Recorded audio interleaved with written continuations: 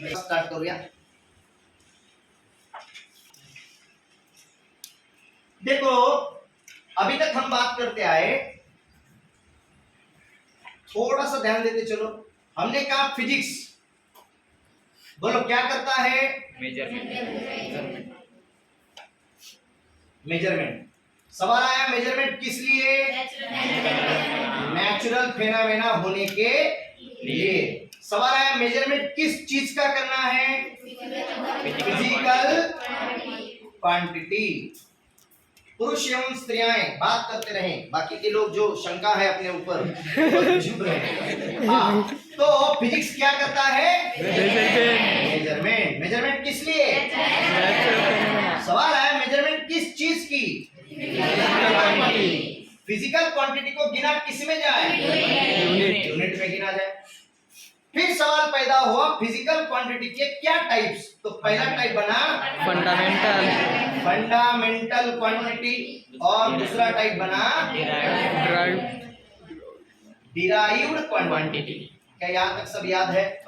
सब ठीक है। फिर यूनिट के भी दो टाइप बने, फंडामेंटल को गिनने के लिए फंडामेंटल यूनिट और डिराइव्ड को गिनने के लिए डिराइव्ड यूनिट। फिर सिस्टम ऑफ यूनिट्स आई, और सिस्टम ऑफ यूनिट्स में पहली सिस्टम आई CGS सिस्टम, फिर आई MKS सिस्टम, फिर आई FPS सिस्टम। या तो लेंथ मास टाइम को सेंटीमीटर ग्राम सेकंड में गिनो, या तो मीटर किलोग्राम सेकंड में गिनो, या तो फुट पाउंड सेकंड में गिनो। ऐसी लेंथ मास टाइम तीन ही क्वांटिटियां थी जो हमें पता थी फंडामेंटल है। बात आगे बढ़ी, देखते देखते साइंटिस्ट मिलने लगे और 11th इंटरनेशनल कॉन्फ्रेंस आया। क्या आया?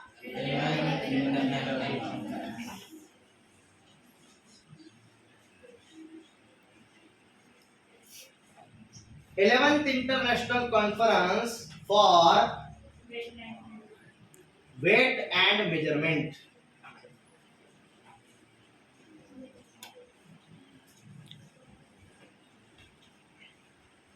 इंटरनेशनल कॉन्फ्रेंस हुआ, यानी इससे पहले 10-12 साइंटिस्ट लोग एक जगह पे आके बैठे थे इंटरनेशनल लेवल पे। अब 11वीं बार आके बैठे और उन्होंने एक नया सिस्टम तैयार किया। क्या तैयार किया बोलो? नया सिस्टम तैयार किया। उस सिस्टम को उन्होंने नाम दिया SI यूनिट्स। क्या नाम दिया? SI units. इसको कहा जाता है the international system of units. The international system of units 1960 में इसको बनाया गया। कब बनाया गया? 1960 में। और इसमें कुछ नई क्वांटिटियां आई जिनको फंडामेंटल माना गया। अब तक अपने लिए फंडामेंटल कौन था बोलो? लेंथ मास और तीन ही लोग थे जो हमें पता थे, लेंथ मास और टाइम। अब नई क्वांटिटियां आई। देखो उन्होंने कहा फंडामेंटल क्वांटिटी केवल मात्र लेंथ मास और टाइम ही नहीं है, इससे भी कुछ ज्यादा है। फिर उसका जो यूनिट होगा उसको उन्होंने नाम दिया SI यूनिट। क्या नाम दिया? और उसके सिंबल भी बनाए, उसका उन्होंने सिंबल भी निर्धारित किया। उन्होंने कहा पहला फंडामेंटल यूनिट लेंथ ही रहेगा, दूसरा मास ही रहेगा, तीसरा टाइम ही रहेगा। ये तीन ऑलरेडी हमें पता थे। इसके उन्होंने SI यूनिट भी बनाए। लेंथ के लिए वो बोले मीटर, उसको सिंबल दिया M। मास के लिए किलोग्राम, उसको कहा kg। टाइम के लिए सेकेंड, उसको कहा S। ठीक। वो बोले फंडामेंटल क्वांटिटियां केवल तीन ही नहीं है, इससे भी ज्यादा है, इससे भी आगे है। चौथी क्वांटिटी नहीं आई, पांचवी क्वांटिटी नहीं आई, एक छठी क्वांटिटी भी आई और सातवीं क्वांटिटी भी आई। 7 क्वांटिटियों को उन्होंने डिफाइन किया। उसको हम ऐसे याद रखेंगे। देखो पहले 3 को तोड़ेंगे, लेंथ मास टाइम, इसके बाद फिर 2 को तोड़ेंगे। 2 जो आई उनको कहा गया टेम्परेचर और इलेक्ट्रिक करंट। क्या कहा गया? टेम्परेचर और इलेक्ट्रिक करंट। हमने कहा लेंथ मास टाइम, इनको तोड़ दिया टेम्परेचर करंट। फिर आगे की 2 क्वांटिटियां बची, उसमें से एक quantity luminous intensity, luminous intensity और अमाउंट ऑफ सब्सटेंस। इतनी क्वांटिटियां आई। आपने अमाउंट ऑफ सब्सटेंस केमिस्ट्री में पढ़ा होगा, इवन 10वीं में भी आपने कहीं ना कहीं पे पढ़ा होगा। द अमाउंट ऑफ फला फला सब्सटेंस इज टेकन एज इतना इतना मोल। याद है ऐसा? इतना इतना मोल एक सब्सटेंस को हमने लिया, ऐसा कहीं ना कहीं आपने पढ़ा हुआ होगा। वो है अमाउंट ऑफ सब्सटेंस। ध्यान दो। टेम्परेचर गिनने के लिए, टेम्परेचर किसमें गिना जाता है? टेम्परेचर तुम्हारा ताप है, तो आप बुखार जब हो जाता है तो आप किसमें गिनते हो? Degree Celsius.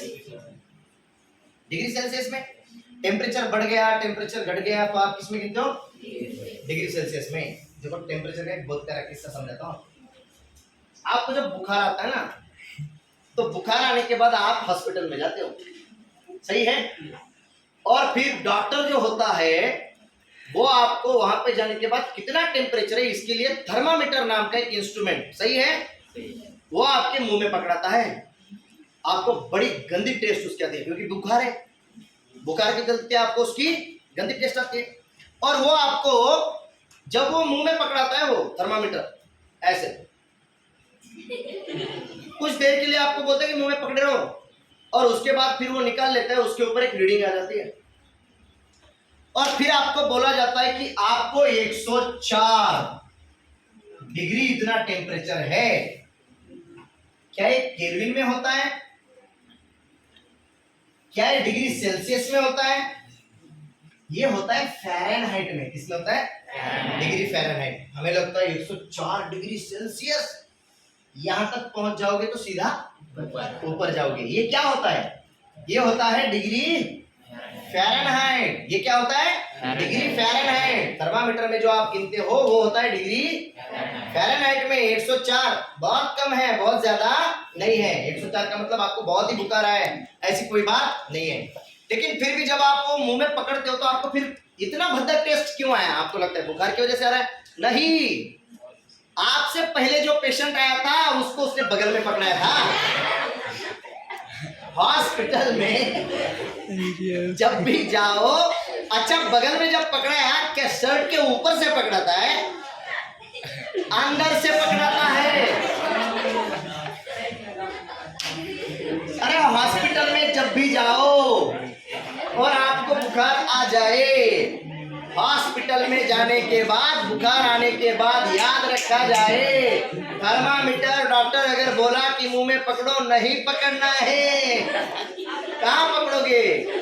कहाँ के पकड़े सर? डॉक्टर को बोलना यहीं पे ठीक है, मुंह में नहीं पकड़ेंगे। मुंह में थर्मामीटर पकड़ने से पहले चेक किया जाए उसका जो इस्तेमाल है आपके पहले वाले पेशेंट को कैसे किया गया था। ठीक है, आ जाओ। तो टेम्परेचर फ़ारेनहाइट में गिना जाता है, टेम्परेचर डिग्री सेल्सियस में गिना जाता है, लेकिन इसका एसआई यूनिट दोनों भी नहीं है। इसका एसआई यूनिट है केल्विन। क्या नाम है उसका? केल्विन। केल्विन, वो केल्विन में गिना जाता है, और उसका सिंबल है कैपिटल के। सिंबल क्या है? कैपिटल के। अब ये कैपिटल के क्यों है? ये स्मॉल एम है, ये स्मॉल के जी है, यस है, स्मॉल है, यही कैपिटल के क्यों? तो एक साइंटिस्ट के नाम से, केल्विन एक साइंटिस्ट था, उसके नाम से बना, इसलिए जब भी सिंबल साइंटिस्ट के नाम से लिखा जाए तो कैपिटल में लिखा जाए। इसकी कुछ साइन कन्वेंशन है, वो भी अपन आगे चल के पढ़ने वाले, चलते चलते बता रहा हूं, ध्यान दो। इलेक्ट्रिक करंट ये गिना गया एम्पियर में। किसमें? एम्पियर। एम्पियर, और इसका सिंबल है कैपिटल ए। क्या इसका मतलब एम्पियर भी साइंटिस्ट था? जब भी कैपिटल सिंबल आ जाए कैपिटल में तो इसका मतलब वो कौन था? साइंटिस्ट। समझ में आ रही है चीज? कैपिटल के केल्विन के लिए, यानी केल्विन कौन है? साइंटिस्ट। कैपिटल ए एम्पियर के लिए, एम्पियर कौन है? ल्यूमिनियस इंटेंसिटी को कैंडेला में गिना गया। किसमें गिना गया? कैंडेला। और इसको इंडिकेट किया गया सीडी से। अमाउंट ऑफ सब्सटेंस को मोल में MOLE और उसको शॉर्टकट में कहा गया MOL। इतने यूनिट्स बने फंडामेंटल यूनिट्स। इतने फंडामेंटल यूनिट के साथ 2 यूनिट और आए, इनको कहा गया सप्लीमेंट्री यूनिट्स। कौन से यूनिट? सप्लीमेंट्री या कॉम्प्लीमेंट्री यूनिट। इसके साथ 2 यूनिट आए, सप्लीमेंट्री या कॉम्प्लीमेंट्री यूनिट्स। और इसमें जो सप्लीमेंट्री क्वांटिटियां आई वो क्वांटिटियां थी प्लेन एंगल। कौन सा एंगल? एक था प्लेन एंगल, दूसरा था सॉलिड एंगल। प्लेन एंगल के लिए SI यूनिट बना, उसको कहा गया रेडियन। और सॉलिड एंगल के लिए स्टेरेडियन। उसका सिंबल भी बना, रेडियन का सिंबल बना रेड और स्टेरेडियन का SR। ऐसी इतनी सिस्टम आई 11th कॉन्फ्रेंस में, जिसको कहा गया SI यूनिट्स। SI यूनिट्स का मतलब होता है international system of units. MKS था, FPS था, CGS था, अब नया आया। अब इसी को माना जाता है, इसको बोलते हैं SI यूनिट्स। इसको याद रखने का तरीका ध्यान दो, ये ऑटोमेटिकली याद हो जाएंगे धीरे धीरे चलते चलते। ये याद होने चाहिए। 7 क्वांटिटियां हैं जो फंडामेंटल क्वांटिटियां हैं। यही वो 7 क्वांटिटियां हैं जिससे पूरा फिजिक्स आप पढ़ोगे आगे। यही 7 क्वांटिटियां। क्यों? क्योंकि फंडामेंटल से ही कौन बना है? डिराइव्ड क्वांटिटियां। फंडामेंटल से डिराइव्ड बनी हुई है। तो याद रखा जाए, फंडामेंटल से डिराइव्ड बनने की वजह से यही सबसे इंपॉर्टेंट है। अब जो 7 क्वांटिटियां हैं उनको याद कैसे रखा जाए? तो पहली 3 क्वांटिटियों के बाद हम इनको तोड़ेंगे, फिर 2 क्वांटिटियों के बाद तोड़ेंगे, और फिर 2 क्वांटिटियों के बाद तोड़ेंगे। पहले मैं समझाता हूं कैसे तोड़ा जाएगा, कैसे बोला जाएगा, बाद में आप मेरे साथ बोलेंगे। पहले समझ लो, ध्यान दो। हम बोलेंगे लेंथ मास टाइम गैप लेंगे। समझ लो पहले, ठीक है? हम बोलेंगे लेंथ मास टाइम गैप लेंगे। टेम्परेचर करंट, देखो एक टोन बन रहा है, समझने की कोशिश करो, टोन बन रहा है। Length mass time temperature current, luminous intensity amount of substance. Length mass time gap लेंगे, टेम्परेचर करंट गैप लेंगे, luminous intensity amount of substance. मेरे साथ बोलते चलना है, ओके? सभी लोगों को लेना है, मेरे साथ बोलते चलना है। Length mass time temperature current luminous intensity amount of substance. फिर से length mass time temperature current luminous intensity amount of substance. समझ में आ रहा है? Length mass time temperature current luminous intensity amount of substance. ये 7 क्वांटिटियों को कहा गया फंडामेंटल क्वांटिटीज। पूरा फिजिक्स यहां से आगे का इसके ऊपर निर्भर है। इसके साथ 2 को और डिफाइन किया गया, प्लेन एंगल, सॉलिड एंगल। इनको कहा गया सप्लीमेंट्री क्वांटिटी या कॉम्प्लीमेंट्री क्वांटिटी। थोड़ा सा गौर करो, थोड़ी सी ध्यान दो। लेंथ लंबाई, मास वजन, टाइम समय, ये आपको पता है। Length mass time. टेम्परेचर म्हणजे तापमान, इसको क्या बोलते हो आप? तापमान। अच्छा, करंट विद्युत है कि नहीं? कई किताबों में आप पढ़ोगे विद्युत लत्ता, ओके? तो हिंदी में विद्युत लत्ता, ऐसा भी उसको बोला जाता है, विद्युत कहेंगे, ठीक है? अच्छा, ल्यूमिनियस इंटेंसिटी। ल्यूमिनियस का मतलब होता है चमकने, चकाकने, चमकना, इन शॉर्ट, है कि नहीं? और इंटेंसिटी का मतलब है तीव्रता, चमकने की तीव्रता। देखो सूरज ज्यादा चमकता है कि चांद? सूरज। तो हम कहेंगे sun is more luminous than the moon. समझ रहे हो? ओके, सूरज की जो ल्यूमिनियस इंटेंसिटी है, चमकने की जो तीव्रता है, चांद से ज्यादा है। ओके, अच्छा। अमाउंट ऑफ सब्सटेंस, सब्सटेंस बोले तो पदार्थ, अमाउंट बोले तो प्रमाण, इसको बोलते हैं पदार्थाचे प्रमाण। किसी पदार्थ का प्रमाण जो होता है उसको बोलते हैं अमाउंट ऑफ सब्सटेंस। किसमें गिना जाएगा? मोल में गिना जाएगा। अब ध्यान दो, चमकने की जो इंटेंसिटी है, चमकने की जो इंटेंसिटी है उसको किसमें गिना गया? कैंडेला। चमकने की इंटेंसिटी को किसमें गिना गया? कैंडेला। चमकने से रिलेटेड चीज को गिना गया कैंडेला में, इसलिए अंधेरा होने के बाद जो चमकता है उसको बोला गया कैंडल। क्या बोला गया? कैंडल। कैंडल शब्द कहां से आया हुआ है? कैंडेला से। कैंडल शब्द कहां से आया हुआ है? कैंडल से। ऐसे कई सारे शब्द हमने आपको बताए हुए हैं, जो उधर से हमारी तरफ शब्द आए, अंग्रेजों से जो शब्द आए, वो कई सारे शब्द हमने बताए हुए हैं। याद है? ये कैंडेला से आया हुआ शब्द है। हमने एक शब्द बताया था, शायद कल ही हमने चर्चा की, कल या परसों। एक शब्द है किचन।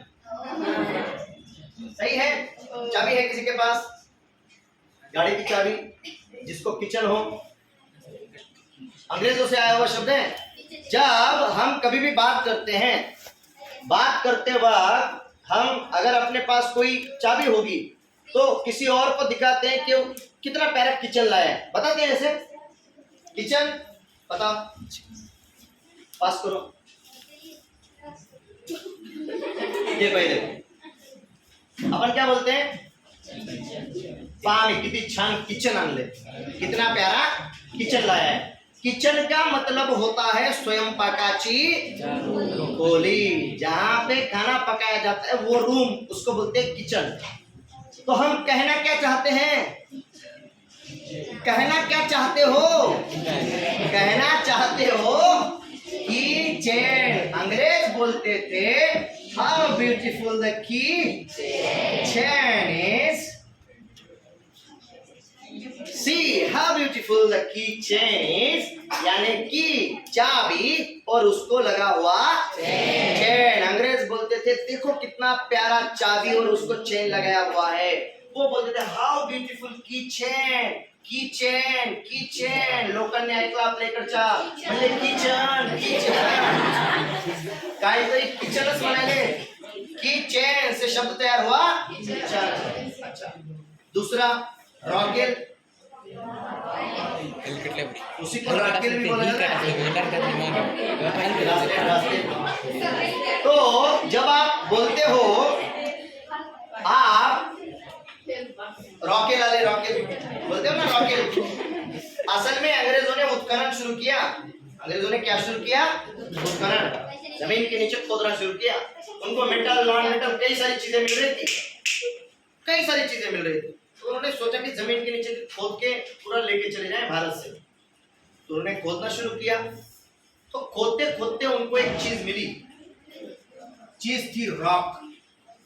रॉक का मतलब खड़क। उनको रॉक लगा जमीन के नीचे। तो उन्होंने सोचा इसके नीचे क्या होगा, वो भी उन्होंने खोदना शुरू किया।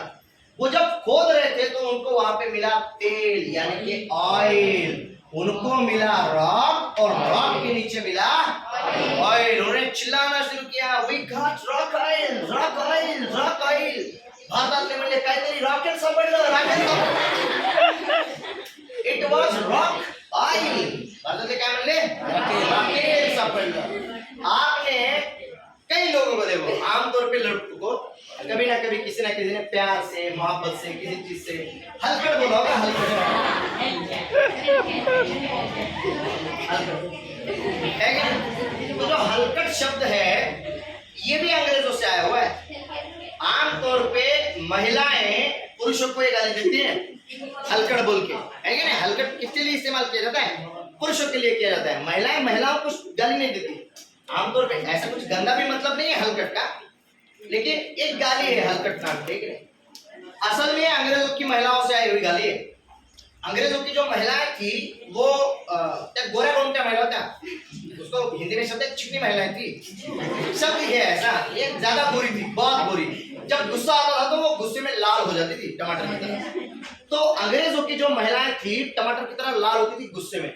और उनके जो झगड़े हुआ करते थे ना, अपने महिलाओं की तरह नहीं हुआ करते थे। अपने महिलाएं काचे कोचे साड़ी वाड़ी जो होगी वो पूरा पैक करेंगी और पूरा झगड़ा एक दूसरे के बाल जो पकड़ लेंगी, फेविकॉल के जोड़ से भी ये भयानक जोड़ होगा, टूटेगा नहीं, उंगलियां टूट जाएंगी, बाल वहां से उखड़ जाएंगे, लेकिन ये पकड़ नहीं छूटेगी। भारत की महिलाओं के झगड़े बहुत खूंखार होते हैं, आपने देखे हुए होंगे। उधर की महिलाएं हाथापाई पे नहीं आती थी, अंग्रेजी महिलाएं हाथापाई पे नहीं आती थी, उनके झगड़े शाब्दिक होते थे। वो केवल शाब्दिक झगड़ा करती थी, हाथापाई नहीं करती थी। तो शाब्दिक झगड़े में जब एक स्त्री बहुत गुस्से में आती थी, दूसरी स्त्री को गाली देती थी, यू आर अ हलकैट। हेल का मतलब नरक और उसके अंदर की बिल्ली। हलकैट, यू आर हलकैट, तुम नरक के अंदर की बिल्ली हो। तो जिसको गाली दी गई है उसको भी गुस्सा आता होगा, वो भी बोलती होगी यू आर हलकैट, तू नरकाच्या आतमधली मांजर, तुझी माय नरकाच्या आतमधली मांजर, तुझी आजी नरकाच्या आतमधली मांजर, गालियां देती होंगी ना, योर मदर इज हलकैट वगैरह वगैरह, ऐसी गालियां देती होंगी। तो भारत की महिलाओं ने देखा दोनों में जब झगड़े चल रहे हैं, झगड़ों में लाल होके गालियां दे रही हैं। गाली क्या दे रही है, हलकैट हलकैट हलकैट, वो बोली तो हलकट बोल रही है। और फिर महिलाओं ने अपने इधर ये गाली लेके आए और बोले हलकट। और गाली किसके लिए यूज की, पुरुषों के लिए। अरे भाई पुरुषों को गाली देनी है तो बोलना पड़ेगा यू आर हेल्प हो क्या।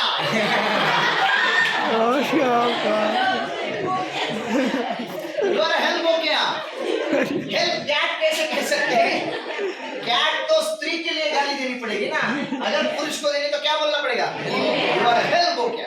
तो थीम ऑफ द स्टोरी, उधर से जो भी शब्द आए, अलग अलग शब्द आए, एक शब्द मैं आपको बता रहा था, चमकने की तीव्रता को गिना जाए कैंडेला में, इसलिए कैंडेला से शब्द बना कैंडल, जो कि चमकती है। समझ में आया। फंडामेंटल क्वांटिटी में 7 क्वांटिटियां आई, जिन क्वांटिटियों को हमने कहा फिर से एक बार, length, mass, time, temperature, current, luminous, intensity, amount of substance. यहां से लो इधर आओ। Length, mass, time, temperature, current, luminous, intensity, amount of substance.